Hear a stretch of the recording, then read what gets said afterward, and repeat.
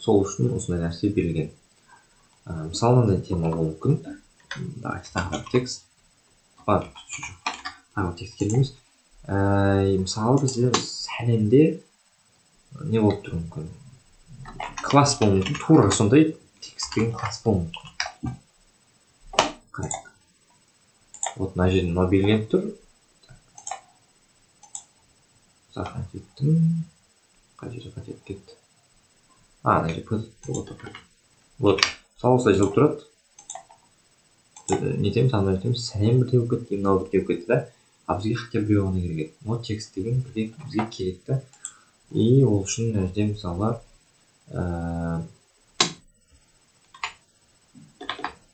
былай жазуға болады. h1.text. Ол біздегі h1-дегі текст классына ғана әрекет етеді. Осылай. Давайте келесі, енді, в принципе, мен ойлаймын, осы моменттер пока түсінікті. И давайте кішкене расширенияға барайық. Біз потому что төрт-ақ свойствомен таныстық. Келесі бір свойство бізде, келесі свойстволар with және hate. Яғни кейбіреу біледі, кейбіреу білмейді. Бұл бізде биіктік және ені. Высота, ширина. Міне. Біз 100 пиксель қойдық. 100 туда, 100 сюда. И как бы символ. Қараңыздар. Я? Давайте кішкене өзгертейік. 300 и 400. Биіктігі 400, ұзындығы 300. Қандай етеміз, и вот сөйтіп тұр. Вот, бұл бізде как бы размерге жауап береді. With және height. Дальше бізде отступ деген нәрсе бар. Отступтар өзара бөлінеді. Margin және padding. Margin деген, мысалы бізде мына текст бар. Мен оны былайық көрсете салыңыздар екіқанаттар. Margin мен padding айырмашылығы. Вот, давайте margin 100 пиксель болсын. Арнайы. Мысалы мен алып тұрып бізде margin 100 пиксель дедік. Қараңыздар. Жай ғана margin немесе жай ғана padding деп жазатын болсаңыздар, ол жаңағы элементтің төрт жағынан да сол размерді алып тастайды. Кішкене отступ береді. Үстінен берді отступ 100 пиксель, жанынан отступ, оң жағынан отступ және астынан 100 пиксель отступ берді. И мынау тоже самое. И бізде padding бар. Padding мысалы 50 пиксель дейік, ол бізде ішіндегі отступ, қарап отырасыздар. И вот ішінен, жаңағы блоктың ішінен отступ берді. Үстінен 50, сол жағынан, оң жағынан, астынан 50 деген сияқты.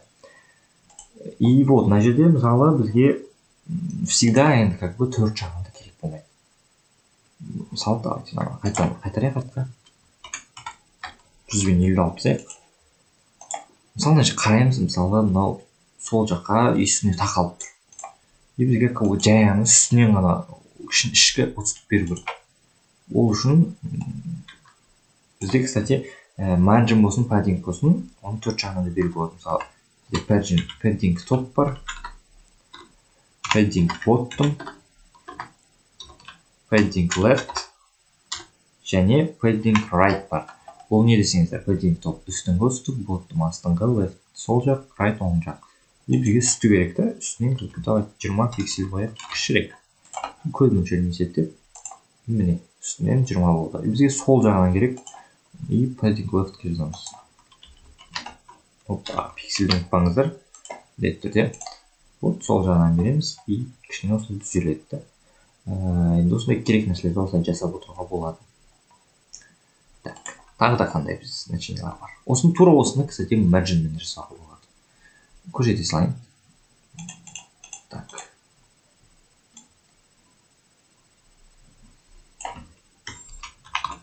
Неки margin top 20 емес, уже 200 қояйық. Көріну үшін. Өте қазір түсіп кетеді. Мінеке астына түсіп кетті. Мына жерде 200 пиксель бар. Осылай. Мысалы, margin'да осылай бөлек-бөлек беруге болады. Top, bottom, left, right. Давайте тағы да не бар? Қарайық. Backgroundпен таныстық, бордерлармен таныстық. Так, бордердің өзінде бар мынандай нәрселер, кстати. Border bottom, border image. Бұлар пока бізге керек емес. Colorмен таныстық. Также не бар. Бізде font size, кстати, font family деген нәрсе бар. Бізде мына жерде font size тұр. И font family. Бұл Arial деп жазайық. Font family Arialға қарасаңыздар, енді кейбіреулеріңіз білетін шығарсыздар. Бұл бізде шрифтке жауап береді. Қараңыздар, шрифт өзгерді. Бізде HTML файлдарында сайт жасап бастаған кезде ең алғашқы изначальный шрифтіміз бізде по стандарту Times New Roman болып табылады. И сіздер как бы оны өзгерту үшін команда жібересіздер. Мінекей біз жібердік font family Arial дедік. Я ол Arial деген как бы неге өзгерді шрифтке. И бұл жерде любой шрифтті жаза бересіздер, бірақ та ол үшін ең алдымен шрифт қосу керек. Шрифтті қалай қосамыз? Давайте. Бізде Google Fonts деген сайт бар. Мен сіздерге ең өзім қолданып жүрген вариантын айтайын. Google Fonts деген сайтқа кіреміз. fonts.google дейді. Енді ағылшынша сайт, бірақ бұл жерде ештеңені қатты біліп керек емес. Давайте. Так, жаңағы нәрсені босқа жауып тастадым. Вот. Осы жерге есімді жазасыздар, иә? Давайте жазбай ақ қояйық. Туға керек сайт, керекті шрифт атын жазуға болады. Мысалы, Open Sans-қа кірейік. Мысалы, біздің немізде, біздің сайтымызда Open Sans-тың көптеген түрлері керек болуы мүмкін. Мысалы, бұл бөлінеді. Мысалы, Light Text мынандай аталады. Курсивный бар, кішкене жирнылау бар. Бөлінеді өзі Medium, Italic, Semi-bold, Bold деген секілді. Мысалы, бізге Extra Bold, Italic керек деп айтайық. Біз мына жерге плюс қоямыз. Сіз мына жерде мен алдыңғы нелерім тұр екен. Алдыңғы шрифттар қалқап, мұнда удатипте. Open Sans-тан бізге, мысалы, науғаны керек дейді, пока что. И мына жерге ол автоматически қосылады. И мына ссылканы полный көшіресіздер. Ссылканы полный аласыздар, Ctrl-C. И бағана CSS қосқан секілді, бұл да link, бұл да head-тің ішіне жазылады, потому что, опять же, көзге көрінбейтін нәрсе. И осы жерге қоямыз. Давайте мына барлығын табуляция арқылы түзейміз. Таб арқылы сохранить етеміз. И мына жерде біз қандай қостық? Мысалы, Open Sans қостық. Мына жерге жазайық та мына жерден конвертация жасауға болады. Қолын жазып жатпай. Мінекей. Sans serif деген, по-моему, жаңағы несі. Размер ма? То ли не самый. Давайте сохранить. И міне қараңыздар, курсивный и жирный. Бізге керекті шрифт болды. Осы жерден любой шрифт аласыздар. Бір емес, бірнешемен қосуға болады. Мысалы, давайте басқа шрифт көрейік. Мысалы, Allscript дейді. Іште варианттар бар ма екен? Көп вариант. Мысалы, мынаны аламыз, мынаны алайық. Көп, мысалы, 5 түрлі шрифт аламыз. Мына жерде аламыз да тупо копировать етеміз, қоямыз ана жаққа. И бәрі жұмыс жасайды. Также шрифт жазып алатын вариант бар. Компьютерге жазу керек, оны қосу керек. Конечно, жасауға болады, егер сізге удобно болса. Но мен осы вариант қолданамын. Бірақ та Google Fonts сайты ұшып кететін болса, немесе бұл сайт істемей қалатын болса, сіздің сайтыңыздағы барлық шрифттар автоматически трансформировка болып қалады. Размері, шрифттің түсі, несі, жирности бәрі кетіп қалады. Вот, так что негізінде бәрі өзіңізге байланысты. Давайте дальше. Font style бар, кстати, font family-мен қатар. Font style бөлінеді, normal, italic, oblique, inhalic деп. Оны енді біз мына жақтанда кішкене не саламыз, мына жерде бөлінген бәрі. Так что мен ойлаймын, style особо не важный нәрсе. Height-пен таныстық. Letter spacing, давайте, letter spacing. Все, letter spacing-пен танысайық. Бізде бұл бар, давайте жазайық. Letter spacing. И давай, 5 пиксель. Қазір көрсетеміздер, бұл не екен? Бізде пока текст осындай болып тұр. Алдына жетеміз, әріптердің арасына шығады. Letter spacing деген жаңағы, ол біздің текстің астағы каждый символдың, мысалы, бір символ мен екінші символдың арасындағы арақашықтыққа жауап береді. 5 пиксель қойдық, аралары 5 пиксельге ашылды. Каждый элементтің. 2 пиксель қойық. 2 пиксельге ашылады. Міне. Вот мен ойлаймын, бұл жер қатты қиын емес, түсінікті нәрсе. Дальше. Маржинмен таныстық. Некемер жазылған margin bottom, left, right, top, max width дегендер болады. Максимальный ұзындық деген нәрсе. Пока қатты маңызды. Мен сен алғашқы кезде paddingпен де тоже таныстық. Text align дейді. Давайте. Text align деген маған негізі. Бізде мысалы мынандай нәрсе тұр. Сол жағымызда тұр. Бізге как бы мысалы мынаны ортаға қою керек. Давай жасап көрейік. Қазір жасалса. Тас деген не бар? Тас деп тап қойсаңыздар text align center деп шығады. Ортасына қою керек. Бастық қойылмай қалды. Неге? Сол. Себебі іздейік. Text бізде if классының ішінде text align center жасадық, істемей алды. Негізінде жалпы text align... кстати, ол бізде істеді. Қараңыздар. Text align center'ны алып тастайын. И изначальный вариант мынандай болған. Қараңыздар, текстіміз сол жақтан басталып, как бы аяғына дейін барып тұр. И біз нәрсеге touch қостық. Енді text align center қостық. И бізде текстіміз жаңағы блоктың ішінде ортасына тұрды. Как бы андай бар ғой, прижать к левому краю, прижать к правому краю и типа поставить по центру деген сияқты. Именно ол как бы осының ішінде центрда тұр. Сондықтан осындай жұмыс жасап тұр. Ал мына сол блокты ортаға қою үшін біз нәрсе margin қолдануға болады. Қателеспесем, ол былай жасалады. Margin 0 авто. Margin 0 авто арқылы мінекей біз блогымызды ортаға қарай қоя аламыз. Margin 0 авто дегеніміз не? Margin 0 авто. Бізде 0 деген как бы біріншісі ол үстінен және астынан алынады. Как бы margin top және margin bottom болып табылады. Бірінші значениесі, екінші значениесі ол сол жақ және оң жағы. Auto дегеніміз как бы екі жағы тең болатындай жасалған. И автоматически ортасына тұрғызылады. Осылай. Так.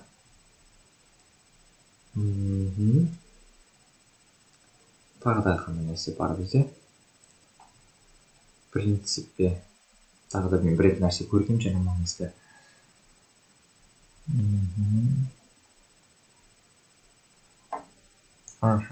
Все понял. Давайте біз нені? Класс тексті. Шөне де қайық. Қызық болсын.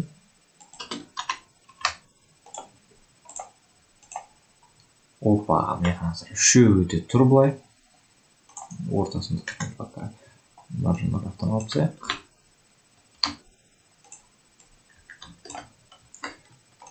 Сохранитесь. Опа.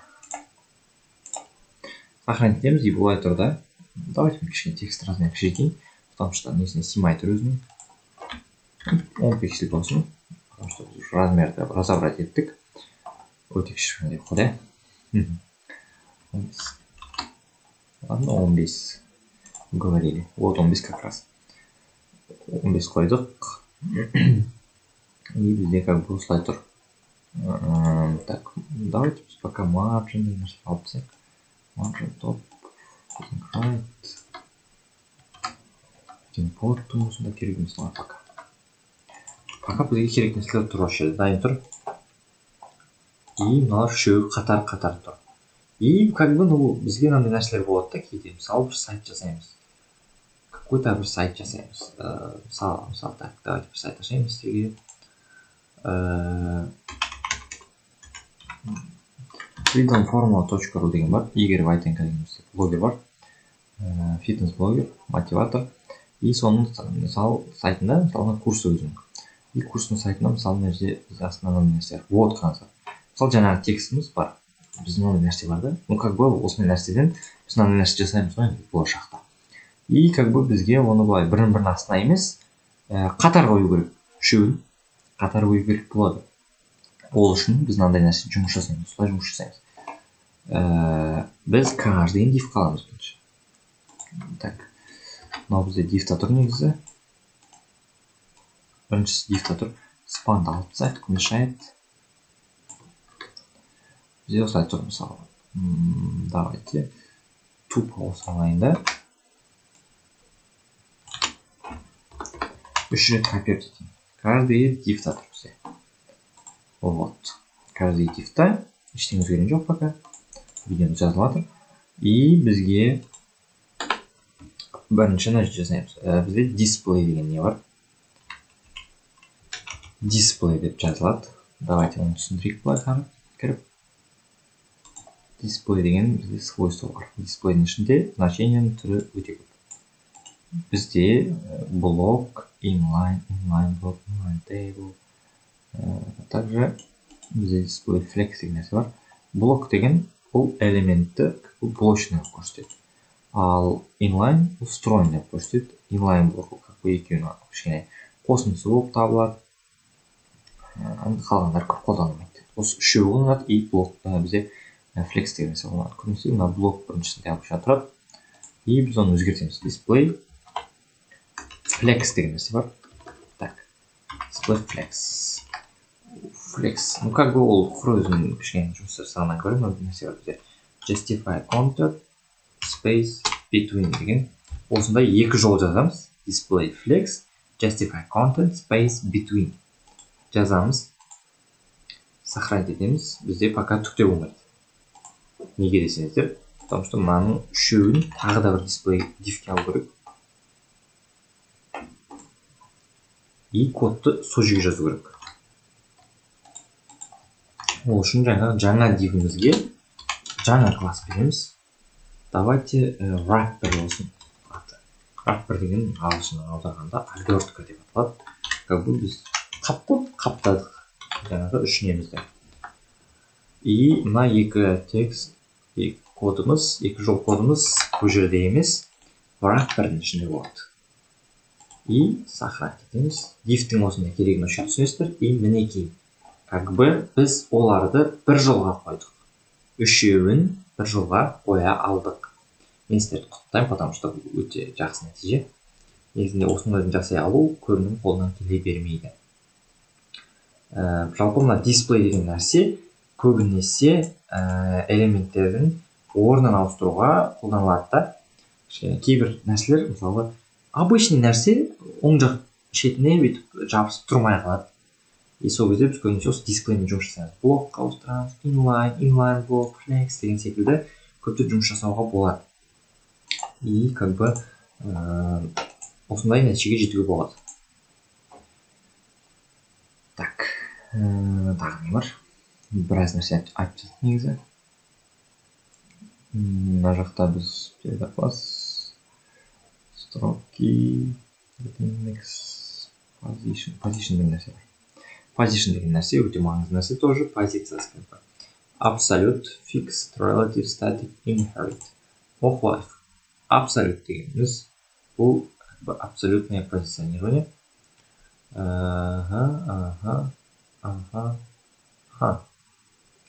Все, fixed деген фиксированный жазылады. Бір жерге қоямыз ба, сол жерде қалып қалады. Так. Static деген обычный нәрсе дейді. Inherit деген родительдің несін қолданады. Так, в принципе, негізінде мына position деген кішкене ауыр тема. Бізге пока position'ды нетіп қажет емес. Сайт жасау сұрағанда кішкене position'ды қолданып шығармыз. Но пока бізге position'ды қолдану кішкене ертелеу. Мысалы, мына жерден көрейік. Мысалынан position relative тұр. Так, ол по-моему неше тұр. Абсолютно. Так. Мына жерден көріп тұрмыз, енді как бы оң жақ шетін жабысып тұрген. Position абсолютпен осылай жабыстырып тұр. Түсінгенімше. Давайте position кішкене ауырлау тема. Сондықтан оны келесі сабақта қарастырамыз. Енді бүгін біз нені үйрендік? Біз бүгін CSS-ті HTML-ға тіркеп үйрендік. Также HTML файлымызға шрифттарды қосуды үйрендік. CSS-ті қосып шрифт сабағы бірге өтіп кеттік десек болады, потому что шрифт сабағын кейбіреулер жарты сағат созып шрифт сабағын етіп жатады. Мен білмеймін ол не үшін. Себебі шрифт сабағын как бы осылай бір щелчокпен ақ жасай салуға болады. Көбісі қиындатады. Ал біз әр нәрсені, әр проблема шешкенде қиындатпай, кішкене жеңіл жолын, қолайлы жолын іздеу арқылы өзіміздің уақытымызды үнемдейміз. Енді так, біз бүгін как бы CSS-тегі структураның қалай құрылатынын білдік. Яғни селектор, свойства және значение. И селектордың түрлерімен таныстық. Бізде мысалы ID бар, класс бар және тег арқылы бар. Также біз класстар создавать үйрендік, ID создавать үйрендік. Классты қалай жазылады, қандай есімдер қою керек, қандай есімдер қоюға болмайды деген сұрақтарға жауап бердік. Біз көптеген мен деген ең маңызды значениялармен таныстық. Свойстволармен және свойстволардың значенияларымен таныстық. Также біз 3 элемент бір жолға қою үйрендік. Бұл бізде как бы flex арқылы дейді. Негізі flex сабағын бөлек жасап жатады. Көптеген курстарда мен өзім байқаған едім. Но біз бүгін оны CSS сабағына қосып жібердік, потому что бүгінгі біздің сабағымыз ұзақ болады дедік. Ұзақ әрі пайдалы болады деп кішкене неткен болатынбыз. Енді бүгін қазір примерно көріп отырсаңыздар, бұл сіздерге уже 6-шы сабақ болып тұр, потому что мен бұл сабақты 2-ге бөліп салам. И бірінші сабақ, то есть 5-ші күннің сабағы сіздерде бір аяқсыз бітіп қалған болуы мүмкін. HTML-да да солай болды. Мен бөлуді ұмытып кетемін. Беріліп сіздерге түсіндіремін деп, как бы бөліп айтуды қазір келесі сабақта жалғастырамын деп айтуды ұмытып кетемін да. Сіздерге осылай бөліп салуға тура келіп жатыр. Сондықтан как бы уже 6-шы сабақ сіздерге. Мен сіздерді құттықтаймын, потому что курстың почти жартысына келдік. Алдағы уақытта уже конкретно практический знаниялар болады. И мына жерде біз тағы не істедік. Біз мына жақтан да қосуға болады, мен оны түсіндірдім HTML арқылы. Бүгін, кстати, div-тің не екенін түсіндік. Div не үшін керек екенін алдыңғы сабақта кішкене бағанасын ашып түсіндіре алмай едім. И бүгін нормально түсіндірдім деп ойлаймын. Потому что біз көп нәрсе жұмыс жасадық бүгін көптеп. Также сіздер всегда htmlbook.ru деген сайтпен бірге жұмыс жасауларыңыз керек. Себебі HTML болсын, CSS болсын, сайт болсын, көптеген нелер бар. Лайфхактар бар, көптеген нелер бар. Мысалы, жарылған ешті оқысаңыздар өте пайдалы. Енді бәрін оқып береміз. Сұрақ болған кезде осы жерден іздесеңіздер болады. И мына жерден мысалы сайтыңызды обновить етіп, сохранить етіп қарап отырсаңыздар болады. Цветтер разбирать етті, кстати, код, hex код, RGB, RGBA. Осындай бір кез келген рандомды сайт ашасыздар да, цветтердің значенияларын алып копировать етіп қойсаңыздар болады. Қайсы болса удобно өздеріңізге. Бірақ мына есімдермен көп қолданбаңыздар, себебі немесе hex код, немесе RGB, немесе RGBA. Вот конвертерлар көп өте. Также біз шрифтпен жұмыс жасадық. Шрифттің сайты Google Fonts деп аталады. fonts.google.com. Тупо Google Fonts деп жазасыңыздар, бірінші сайт шығады. Тупо кәдімгі осы сайттың өзін жасай аламыз. Курс біткен кезде сосын жасауға сіздің мүмкіндігіңіз болады. Кстати, видео салуға болады сайтқа. Друг, привет, меня зовут Игорь Войтенко. Мінекей сайт жасалып тұр. В принципе, видеода қосуға болады. Вообще оңай нәрсе емес. HTML ішінде мінекей бар нәрселер. Видео деген тег болады. Мінекей. Видео деген тег. Видео дейміз. Постер. И мына жерге қоя саламын. В принципе, керек болатын болса, осылай HTML book-ның ішіне қарасаңыздар болады. Бұл өте оңай нәрсе. Сол арқылы таңдайсыздар. Өзі қолын жазылған мына кодты копировать де шығады. Ол үшін мына файлдарды жазу керек. В принципе, CSS бойынша қысқаша айтқанда бүгінше осы. Енді бүгін өте ауқымды сабақ болды. Бүгін кеше және бүгін 5-6 сабақтар өте ауқымды сабақтар болды CSS бойынша. Бүгін сіздер мынандай вариант жасап үйрендіңіздер. Мен сіздерді құттықтаймын. Әрмен қарай жұмыс жасаймыз, ары қарай дамимыз. Келесі сабақта JavaScript болады. Енді JavaScript толық тілді үйретемін деп айтқан жоқпын сіздерге. JavaScript'тен керек нәрселерді үйретемін. Особо біз тіл қалай жасалады, структурасы деген нәрсеге көп мән бермейміз. Біз өзімізге керек нәрселерді аламыз. Дайын JavaScript'тің кодтарымен жұмыс жасаймыз. Басында келесі кішкене қысқа болуы мүмкін. Сондықтан да басында сізге осылай керек нәрселерді алып жұмыс жасау керек. Потому что бәрін бірден алу, бәрін бірден жаттап алу, ол нереально, сіздің миыңызға кішкене ауыр болып кетеді. Біздің миымыз көп информацияны қабылдай алмай қалады. Біздің миымызда да біздің телефонымыздағы сияқты, ноутбугымызда сияқты память бар. И ол памятьті толтыра береміз, естимей қалады кейде. Сол үшін пока осылай кішкене ең керек нәрселерді ғана алып отыру керек. Вот. В принципе, бүгінгі сабағымыз осы. Назарыңызға рахмет. Сабақ сіздерге пайдалы болды деген сенемін. CSS пен HTML жақсы меңгеріп жатырсыздар деген үміттемін. Енді мынаның барлығы әрине осы сабақтар кезінде жазып жаттап аласыздар деп айта алмаймын. Басында осылай кішкене базасын ұғып, структурасын түсініп жасау үшін осылай базасын от А до Я дейді ғой. Солай кішкене ең басынан нөлден бастап осылай оқу керек. Әрмен қарай бізде сайт жасау сабақтары болады. Мен ол кезде отырып дайын макет болады, макетті өзім верстать етіп жасайтын боламын. И сол кезде каждый деталь түсіндірмеймін. Сол кезде чтобы сіздер білу үшін да атрибут қай жерде, тег неме жазып отыр, селектор, значение қалай басып отыр деген сияқты оның бәрі сұрақ болмау үшін қазірден бастап оның бәрін түсіндірдім. И ол кезде өзім жайым рахат отырып сайтымды жасаймын. И сіздер сол кезде көресіздер қалай жасалады, и соны қайталайсыздар. И осылай. В общем, негізінде осы үй тапсырмаларын қатты қинап жүрген жоқпын пока что. Уже бір аптадан кейін, 7 күннен кейін бізде сайтының нелері басталған кезде, сайт сұрақтар басталған кезде, сол кезде конкретный нақты қиын үй тапсырмаларын беретін боламын. Пока что сіздер түсіну үшін жай ғана осы берілген сабақтардағы тапсырмаларды қайталау сияқты тапсырмалар болып жатыр. Сондықтан да олардың барлығын орындау сіздердің өздеріңіздің жауапкершіліктеріңіз. Кейбіреулеріңіз жібересіздер, кейбіреулеріңіз жібермейсіздер. Сондықтан да барлығы тек өздеріңіз үшін. Назарларыңызға рахмет. Бүгінгі сабақ осы. Келесі сабақтарда кездескенше.